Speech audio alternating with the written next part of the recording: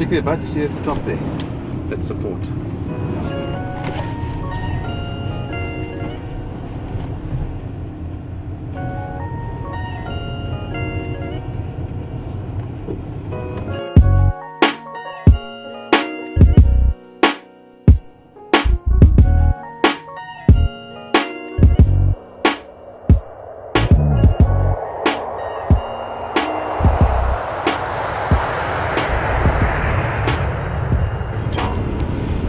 First was the wool industry, establishment of the wool industry. The second was the establishment of the feather market industry, and we'll talk about both of those. But this Bird Street was actually named for the feather markets, for ostriches. Ostriches.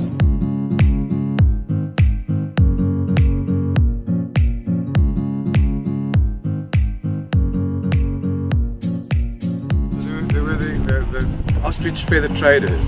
And they all used to live on Bird Street, and they built, several of them built these mansions. This is, for example, the PE Club. Others have been turned into university faculties and that sort of thing. But you can see the architecture. It's definitely sort of late imperial, extremely wealthy guys who've made their money. In this case, in the feather markets, in the feather trade. So these guys would have been the equivalent of. Before the diamonds were discovered, they would have been the richest. They would have been the richest guys in the country. Yeah.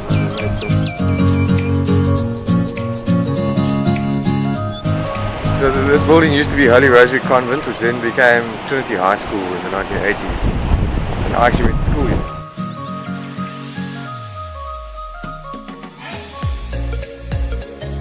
We're going to Fort Frederick. So in fact, Fort Frederick is really where the journey should begin.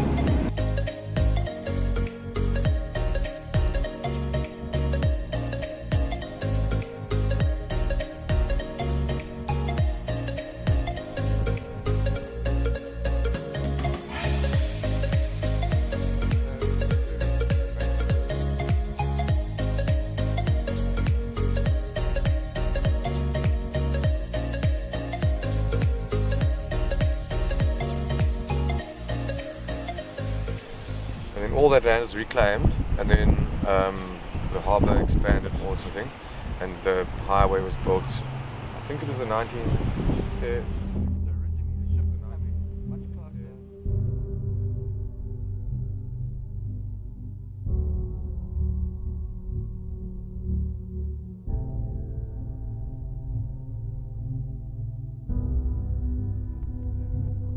We're going to the Wool Exchange and the Feather Market Hall.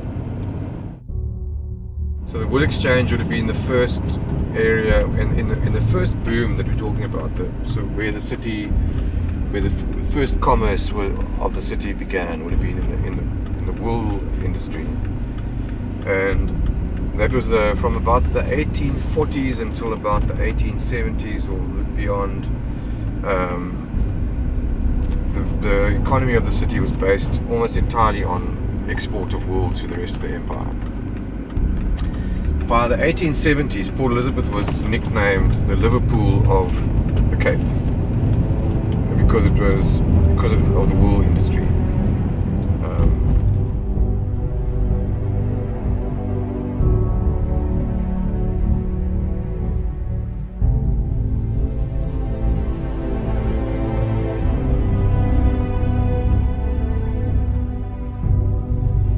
By the 1840s, the town was prosperous enough for this kind of building for the local newspaper. This is the original building. In fact, they're still in this building, they're moving at the moment. But this is the original building. The other side is and there would have been a print district. This whole area would have had quite a few printing presses. And if you look around, you'll see other examples of colonial architecture. So.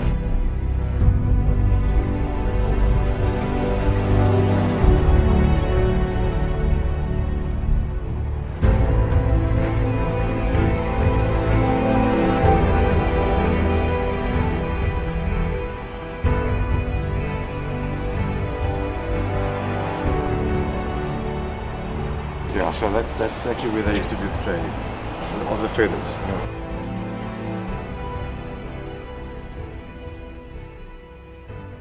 Like when I was at school, for example, they used to have concerts there, like rock and roll concerts. That kind of. So in the I think just before the First World War, feathers went out of fashion. This is the sort of the height of the British Empire. That's the style of done deliberately to make it look a bit like almost like the Roman Empire. There were several thousand of them that were cast, and they were distributed across the empire.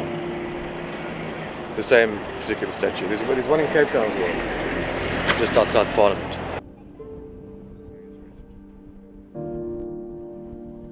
Yeah, that's St. Mary's Cathedral. And I was just saying that if you go inside there, you can actually still see some of the battle colours from the imperial regiments that were based in the city that would have been associated with that church, and they're still flying in the actual church itself. You can see they've got them set up there. Unfortunately, it's closed today. Well, speaking of which, we're about to go and see a genuine pyramid. So this is actually the reason why Port Elizabeth is named Port Elizabeth. But in fact, it was named after the wife of the governor of the Cape, she had died in India, and he was grief-stricken. So he was given the right to name the city, and he named it after his deceased wife. And that pyramid is a monument to her.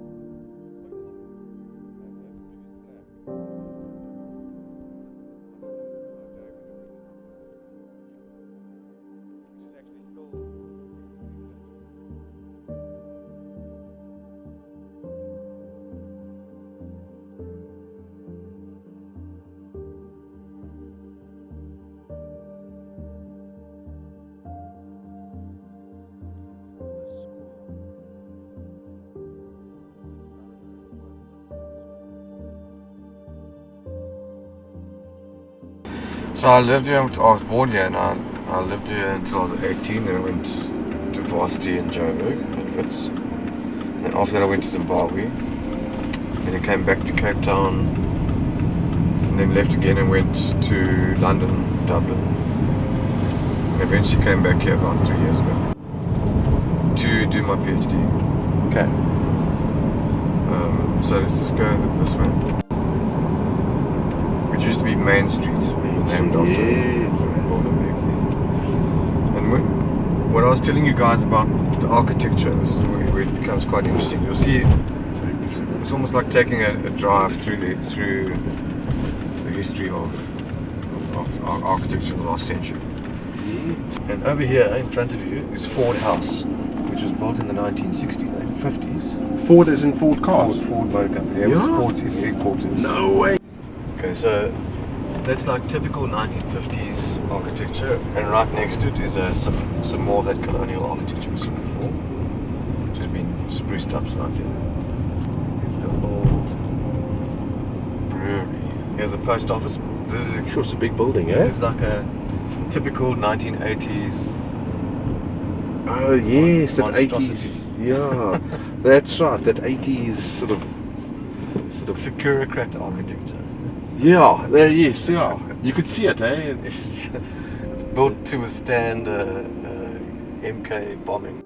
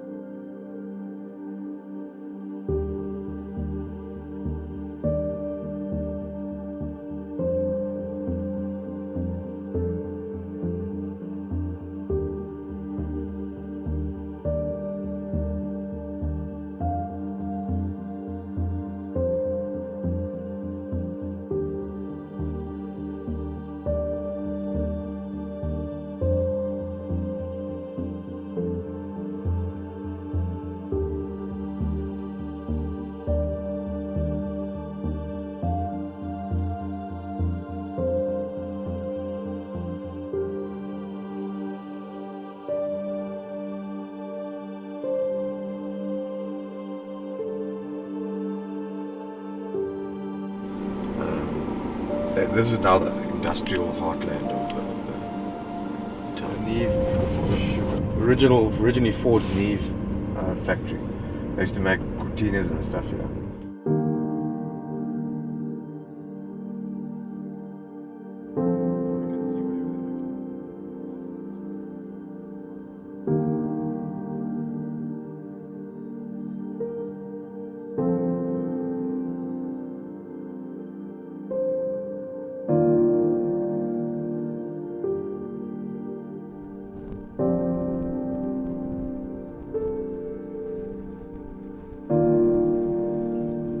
We are piloting in KwaZulu, which is a township just outside beyond here. Community-based cooperatives that are doing renewable energy, waste management and food production. Giving people ownership of assets that are easily available to them and helping them to become self-sufficient in terms of food production and participating in the sustainable economy. So this is now again on your right hand side. This is Struendale, which is the expansion of the motor industry in the 60s and the 70s. So where we just been previously was Neve Township, and that was the sort of earlier phase, probably the 1940s and 50s. Yeah. And then once it really started kicking off in the boom period of the 60s and 70s, this is where they came.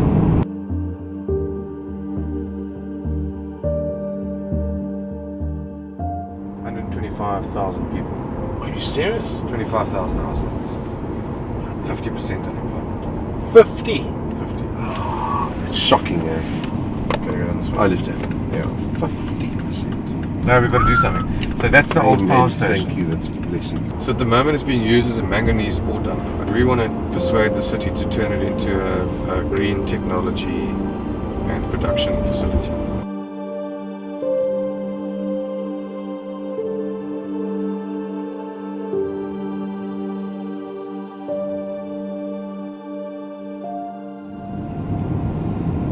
So if they can provide the trading platform, then we can actually set up ecosystems of production and consumption inside the township. The idea is that the cooperatives are controlled and owned and by the actual residents and employees and citizens themselves. Yes. The most important thing is the ownership. Yes. That's what we will say. Thank you. 3, 2, 1.